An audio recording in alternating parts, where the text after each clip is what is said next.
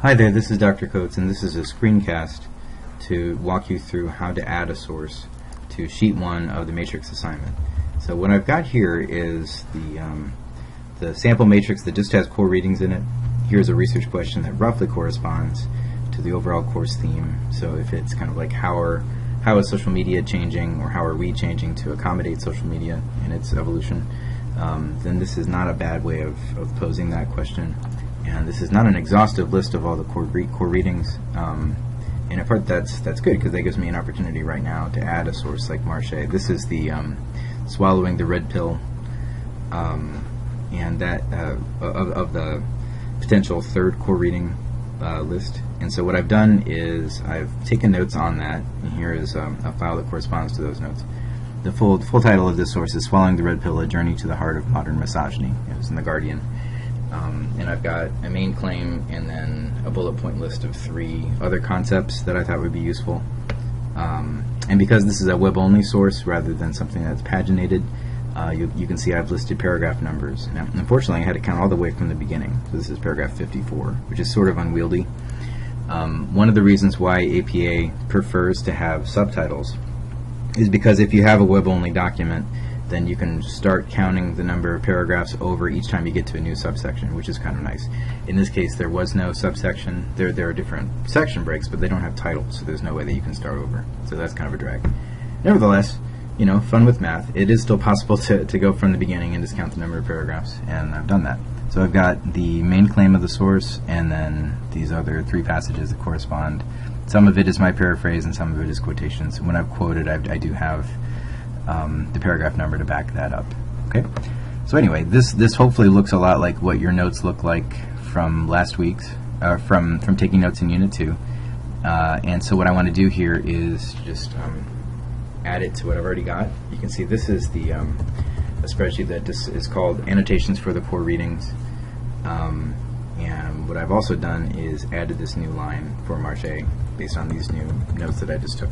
So this is just to reassure you that there are no changes between what I just showed you here and what's in this spreadsheet. So this one starts rape culture as a nebulous term, and that's down here too. Okay. All right, so I'm going to get rid of that one. So I've got my matrix, the patterns that I came up with. If you wanted to chart how social media has evolved or matured in the way that it has over the last decade or so, it would make sense to have a pattern that's just talking about the impact that social media has on us in a variety of different ways that can take shape. Why things go viral or virality is another pattern. Who are the major players on social media? That's what that refers to, this SM players. Here's social media and change, both how it is changing and how it's changing us. So this is probably the one that's most central to the research question. And then who bears the responsibility for what gets posted on social media. And so this has, like most of the boxes are filled in. Here's a rare example of one that's not filled in. I'm not expecting every box to be filled in on your matrix, on either Sheet 1 or Sheet 2, although I do kind of expect there to be more boxes filled in on Sheet 1 because I want you to be like culling, or like casting a wide net for the first stage and then like cutting back only after you consider whether or not they belong there. Okay. So let me just like fast forward a little bit, go to the end, this far right column, and I've got a main claim here. So I'll just read this to you. Marche analyzed Red Pill, a subreddit for incels, and believes that's involuntary celibates, if you're lucky enough not to come across these people, and believes the behavior of these men are more complex than initially appears. They're bitter, entitled, and sex-starved, to be sure, but also perhaps more pathetic than violent.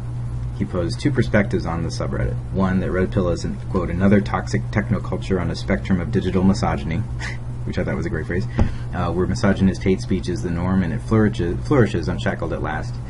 The other is that the sub may only be revealing parts of these incels' identities, and so perhaps it functions as a helpful pressure valve release to prevent potential violence against women. So I'm just going to take this and copy it, because on Sheet 1, all you're really doing is transferring notes from your research process doc into a more organized and kind of like collated form in this array, this spreadsheet. Okay. So on the one hand, one way of describing the impact of social media is that people that didn't feel like they had a place where they belonged now suddenly do have a place. So I could put the main claim right here. Let me put it like that. Okay, that didn't work either. I'm going to have to text wrap this in just a second. But it has nothing to do with things going viral, because in being an incel is not a viral phenomenon. It's more like a niche thing. It does have something to do with like who the major players are, because this is one of those. Since it's a Reddit, it is or subreddit, it is an electronic tribe of sorts, and so they grow to recognize one another. And yeah, so I'm going to put that right there. Same passage, just pasting it in more than one time. It does represent a change, because before now, this would not have been something that people felt like they could talk about in public. And to the extent that Reddit is a public forum or a public sphere, I guess they can now. Responsibility is going to be a big one for this source, because they're saying things that women in particular find quite objectionable. I don't know that the main claim is the best one to put into this box, but having said that, you can put more than one paste per box, so it's not as though you have to make a choice of only one place for each one of these things. Nevertheless, I think I'm only going to put the main claim in those two boxes that I did. Okay, so here's another one. The Red Pill moderator Morpheus Manfred considers the sub a surrogate father that helped him cope with the discrepancy between his expectations of courtship, as related by his real father in mass media, and the reality of dating in contemporary times, when women are more free to choose to pursue men based on similarities, chemistry, and attraction, rather than financial security or family expectations. Manfred says Red Pill can let haters blow off steam, get advice, although I don't know how good that advice would be, because these are incels, stop being discouraged, and try again at dating. Paragraph 12. Later, in the source, but red pillars are responding to a much more novel and contemporary reality than such biological imperatives. They are responding to women having financial and sexual power over their own lives and bodies, and they haven't dealt with it yet. The term manosphere is really a misnomer. Not quite a manosphere would be better. So I'm going to take this and I'm going to put it under the row social media and change. This is not necessarily a place where social media is changing society, but it is a way of reflecting the way that society is changing.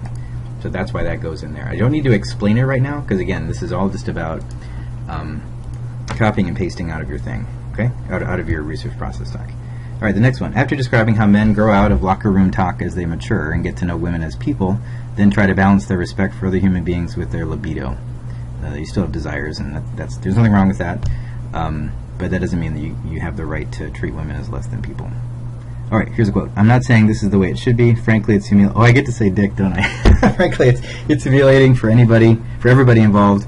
But there is a truth here. If you have a working dick and a working soul, you'd better get used to living with contradictions. It is exactly this capacity for contradiction that the boys of the Red Pill lack so utterly.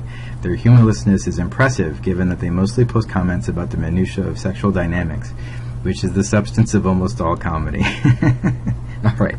All right, so this I think I picked out because I wanted to have a quotation or a passage that spoke to the difference between online behavior and in real life behavior. So let's go back here. We've got the impact of social media on society. That's not quite what we're talking about. Again, it's not viral. I don't think anything in this thing is about virality. It has something to do with the types of the incels that you see on Red Pill, and the difference between, say, the writer of that source and those incels. And it does have something, I guess, having to do with change, but there is something more having to do with, say, the responsibility of going through that maturation process and realizing that women are people and that it's not appropriate to treat them as anything else. So the maturity factor has something to do with that responsibility row. But I also want to call your attention to this last one, which I thought was quite useful.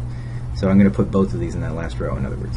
So here it is. Rape culture is a nebulous term, but it remains that men who treat women as if they are nothing have ample scope to express that desire, online and offline both. Culture, insofar as it is popular, this is a quote, poses the same question over and over. How cool does a guy have to be before he can treat women like they're nothing?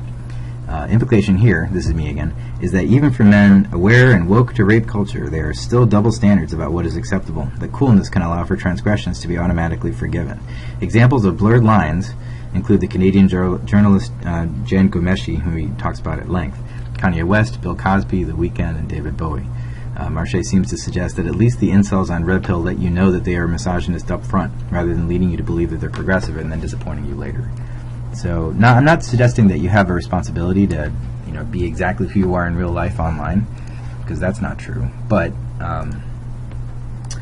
I do think it speaks to that responsibility. I'm going to have to fix this. So I'm going to take this, copy it, and then just, oops, let's see, hang on.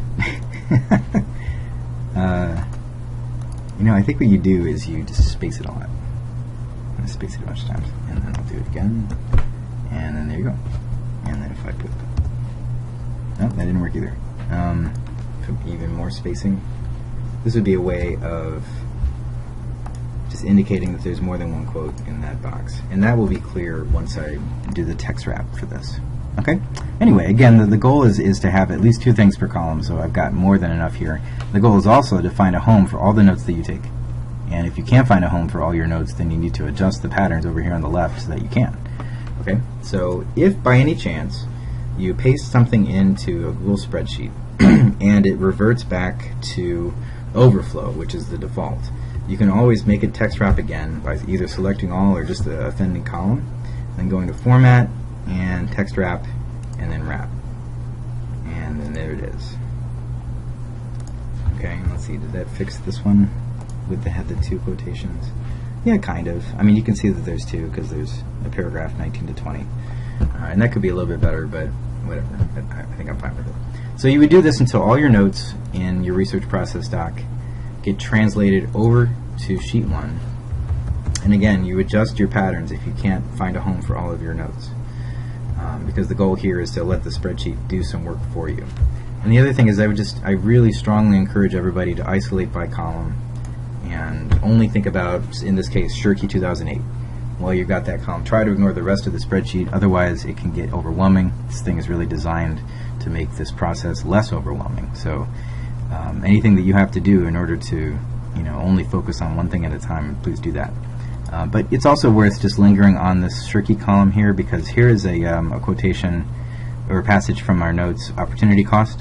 Okay, so that's under the row or the pattern social media impact. If I go down one, here it is again under virality. Opportunity cost. Nothing has changed, it's still just another paste. Okay, and then here it is again down here under social media and change. Okay, so I don't need to specify this for sheet 1, but when you get to sheet 2, and this is going to be another video, so I'm not going to say too much about it, but what I've done is I've pasted it in here because in this case I'm thinking about how if you eliminate something like all the different steps that used to have to be there before the advent of social media, between having a desire and actually seeing it fulfilled. So for example, the thing that Shirky brings up in his chapter is the mermaid parade, which used to be cost prohibitive. There just weren't enough photographers and there wasn't enough of an appetite for getting all these pictures from the mermaid parade on Coney Island. And then suddenly, because of Flickr and photo sharing apps, I guess nowadays it would be Instagram, all of those photos are there, they're free, they happen instantaneously, and they're uploaded. So suddenly you can get coverage on an event like that that used to be impossible. Okay, so the opportunity cost, or the elimination of the opportunity cost, means that social media now has a chance to impact people a lot more than it did before. If I didn't know about the mermaid parade, I mean, I could always read about it in Shirky, I suppose, but I could also just get it directly, from users, rather than having to have a newspaper, hire somebody to take pictures of it. So that means that you can spread the word on things like this. On this next row, though, this is for virality. My thought here is that if you eliminate all those different steps by eliminating the opportunity cost, that also means that suddenly things that had taken a really long time or hadn't happened at all can now happen almost instantaneously. And so this really is here just to speak to the heightened speed of things coming into reality or actually happening. And if things happen more swiftly, my thought is, there's more of an opportunity for them to go viral. Okay, so a very different reason for pasting these things into each of these first 2 rows. I wouldn't need to clarify that until sheet 2. So if you're doing this all this week, then you're not going to have a problem remembering why you did everything. So it's a different problem than for my students who are doing this over the longer term, where you'd be doing this over the course of, like, say, 2 weeks. In which case, then I would make them write little notes to themselves. But here, because it's all going to be this week, you won't forget it. Okay? But I also just want to, I want to make a plug for casting a wide net, pasting it everywhere it might work, relying on the process of completing sheet 2 to help you winnow down exactly what needs to show up. This is what sheet 2 is going to look like.